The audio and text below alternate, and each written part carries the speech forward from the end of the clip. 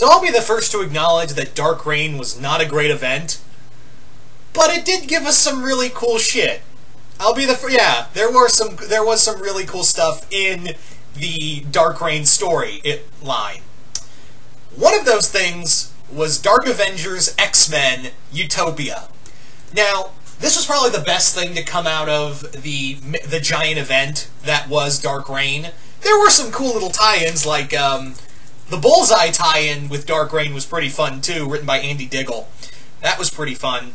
But this was probably, like I said, the best thing. And a lot of major X-Men fans call Utopia the last great X-Men story, because from here on out, there were some good stories here and there with X-Men. There were some good stories here and there, but this was like the beginning. This was like the last major high point with X-Men. Because from here on out, I mean, we had Necrotia wasn't bad, but basically, after this, when we get to Utopia, then later on down the line we get AVX and, you know, Schism, AVX, and Inhumans versus X-Men. Yeah, that story. Yeah, you can't tell I'm still bitter about that, but yeah. Like I said, a lot of major X-Men fans call Utopia the last major great X-Men story. And I believe them. I really do. I really believe them. It's a great story. It's a great story for both Emma Frost and Scott Summers, especially Scott. And it's, you know, even though it's an Avengers versus X-Men story, at this point, for those who don't know, Dark Reign was an event where Norman Osborn became like the head of a new group called Hammer, and he created his own team of Avengers with the Sentry, Wolverine's son, Bullseye as Hawkeye, Ares, the God of War. Yeah, the actual God of War. Mac Gargan, who was Venom at the time. Moonstone, who I hate that bitch. Who took on the role of Miss Marvel. You know, stuff like that. So really, it may be another Avengers X-Men event where they're fighting each other, but it's okay because all the Avengers are total villains, so it just makes the, you know, it just kind of makes you feel a lot better, even though it's another AVX story.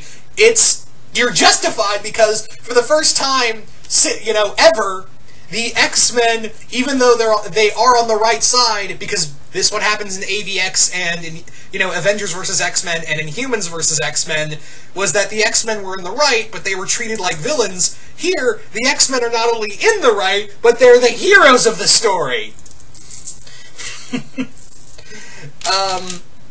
So yeah. So the story begins is that Simon Trask has created this Friends of Humanity group to march in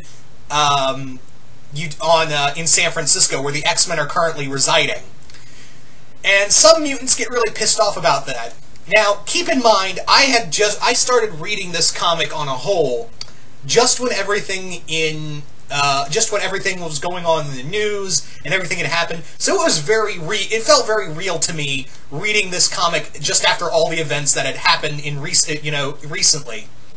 So, like I said, very real for me. And again, it really hits home that the X-Men are, you know, that's what the X-Men were, you know, created to be. The form of, you know, the outsider who is constantly being put against prejudice. And it's, like I said, it felt very real because you have this just army of white people. It's not even like, I don't even think I saw anyone of minority in Simon's group, just marching on all these different people of different diversities and different powers, and saying, we're going to enforce a bill that will keep mutants from breeding. You have to understand, during Utopia, they were still reeling from the events of House of M, where, you know, basically the No More Mutants thing that Scarlet Witch did. And, yeah, they were, you know, now there was a bill in talks at the time about mutants being unable to, being unallowed to breed, to keep the population up. So, naturally, people are going to be pissed off about this. You know, So yeah, a fight breaks out, the Dark Avengers come in to stop the fighting, and the X-Men come in, and thus Norman Osborn gets this brilliant idea to make his own X-Men team, and keep in mind, he has Emma and Namor on his little cabal, which also had Loki, Doom, the Hood. Who else was on that team? Because I know I'm forgetting one. No, I think that was it, actually. I think that was mostly it. But yeah, Emma and Namor joined the group because, yeah, Emma wanted to keep her species alive, so she basically made a deal with the devil. And Namor joined because the he basically needed a reason to get close to Osborn because, yeah, he was the one who helped wipe out the Atlanteans and destroy the city. So, yeah. So Norman Osborn creates a X-Men team of his own, consisting of Daken, Cloak and Dagger, who else is on there? Mimic, Dark Beast, Weapon Omega, and I think that was it, with Namor and Emma leading the team. But yeah, Mystique's on there posing as Charles Xavier, who's demonizing the X-Men for their actions. Like I said, this is even though Wolverine is in the story, and hell, in the initial cover of the comic, you see Wolverine's face just plastered out that way out there, and Scott's got this little corner. Make no mistake, this is Cyclops' story. He basically goes right up to Norman Osborn on a jetpack and says to Norman Osborn's face, surrounded by Hammer agents, "Get the fuck out, or I'm gonna beat you like a kettle drum." That's what he tells him. Of course, I'm paraphrasing, but yeah, he tells him flat out, "Beat it, or I'm gonna beat you." Yeah. So so the X-Men pretend like they're playing on defensive, and yeah, when it comes down to it, because at the time he's trying to get the X Club, which is all the smart members of the X-Men, to create Utopia. He's basically pretending to play defensive, and then when Utopia has risen, because it was at a chunk of Asteroid M, if you guys remember that from X-Men comics, that's when the Dark Avengers come in, and Scott and the rest of the X-Men play Osborn's Avengers for fools. He's straight up systematically takes each one off the board. How he takes off Ares, Daniel Moonstar makes a deal with Hela, goddess of death, to give her because at the time during New Mutants, she was basically a Valkyrie in Hela's care. So Hela gave her enough power to fight and defeat Ares.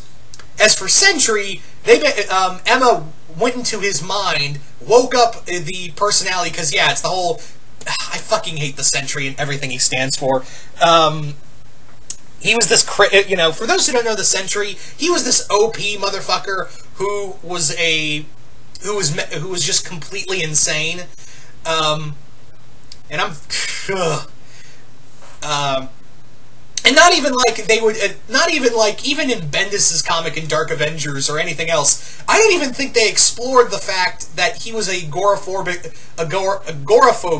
schizophrenic, but they never did anything with it. They never did anything with Sentry and just said, "Oh, he's crazy." And I was like, wow, way to completely throw under the rug of mental issues, Marvel. Good on ya. Maybe they did and I just didn't see the comic, I don't know. But yeah. They take him off the board by, waking up the Bob Reynolds personality, and he shoots off into space with Void chasing him. They take everyone systematically off the board. And like I said, this is Cyclops' story. I mean, Wolverine's in here, but for only like a few panels.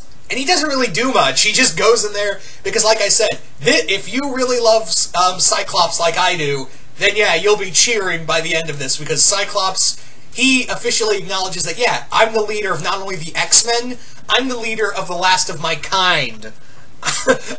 We are an endangered species. Xavier can't help us. The government is sending a group of psychopaths to come after me. I'm gonna lead my people. I'm gonna go Moses here for a second. And that's what he is. He basically Cyclops basically becomes Laser Eye Moses. Laser Moses. Oh, that's a beautiful hashtag. Laser Moses.